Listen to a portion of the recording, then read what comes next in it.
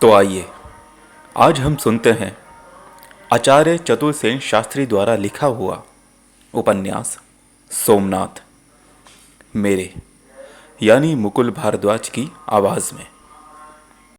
भैरवी चक्र। रुद्रभद्र पैर पटक पटक कर इधर उधर घूमने लगा। मध्य की झोंक में उसके पैर सीधे नहीं पड़ रहे थे। आंखें अधमिची हो रही थीं। वो रह रहकर कोई अघोर मंत्र बड़बड़ा रहा था। इसी समय दैत्य के समान दो अशुभदर्शी व्यक्तियों ने वस्त्रों में लिपटी हुई कोई वस्तु उसके चरणों में लुढ़का दी। रुद्रभद्र ने भारी कंठ से कहा, निर्माल्य मिला। मिला। उसने आवेष्टन हटाया।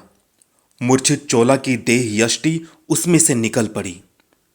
उसके शरीर पर वही नृत्य की पोशाक थी।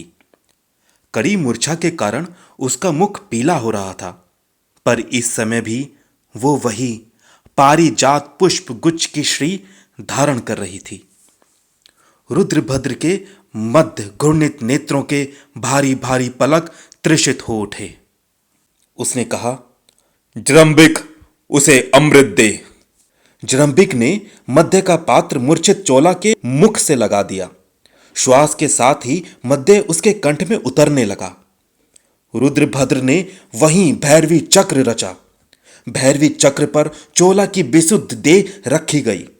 फिर उसने उसके निकट ही आसीन होकर आज्ञा दी, पूजन विधि संपन्न करो। अब चोला को नग्न कर दिया गया। उसके विविध अंगों का पूजन मार्जन होने लगा। बीच बीच में मध्य भी उसके मुख में डाली जाने लगी। रुद्रभद्र तंत्र क्रिया संपन्न करने लगा।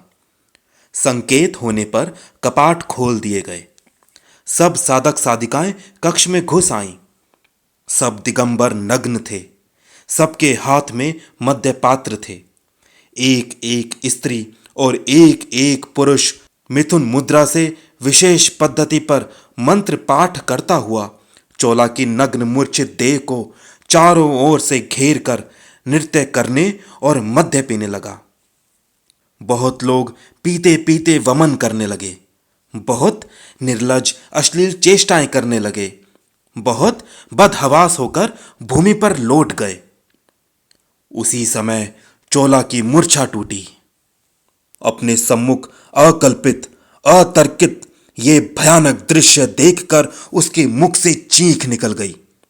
मूर्छा और मद्य के प्रभाव से उसकी चेतना विकृत हो रही थी।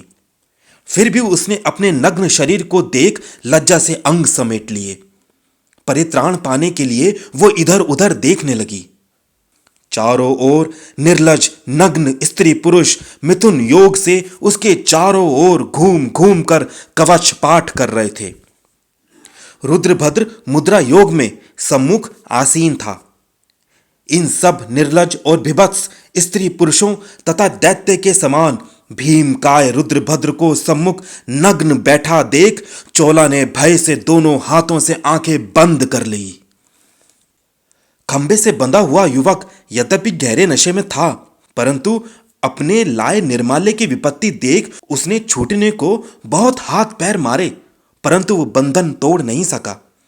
सोमा बार बार मद्य पीकर खिलखिलाकर हंसने और मद्य पात्र उसके मुंह के पास ले जाने लगी, परंतु फिर उसने मद्य नहीं पी। आवेग से उसके मस्तिष्क और कंठ की नसें तनने लगी। हताहत युवक चिल्ला उठा, जय स्वरूप, जय सर्वज्ञ, जय देव, जय गुरुदेव। उन्मत्त जनों ने देखा गंग सर्वज्ञ तेजी से बढ़े हुए भीतर आ रहे हैं। उनके पीछे नंगी तलवार हाथ में लिए भीमदेव हैं। जो जहां था स्तब्ध रह गया। कुमार भीमदेव एक ही छलांग में रुद्रभद्र को ढकेल चोला के निकट जा पहुंचे। उन्होंने झटपट अपना उत्तरीय उस पर डाल दिया। चोला लपक कर भीमदेव के पीछे लड़खड़ाती आ खड़ी हुई।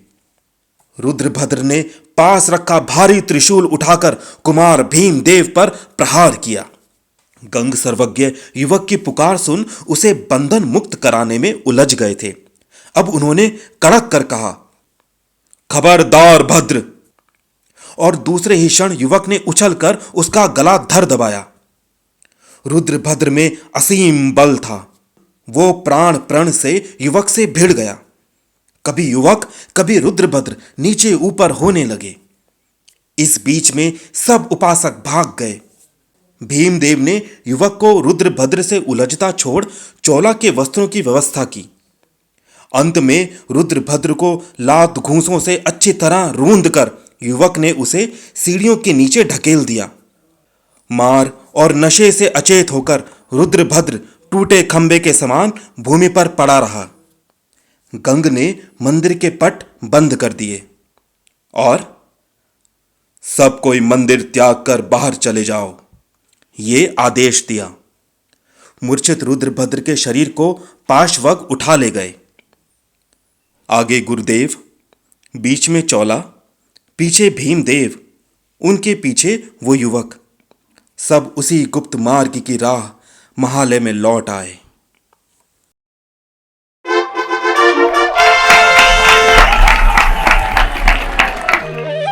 तो श्रोताओं, आप सुन रहे थे आचार्य चतुर्सेन शास्त्री द्वारा लिखा हुआ उपन्यास सोमनाथ का भाग 7 भैरवी चक्र। धन्यवाद।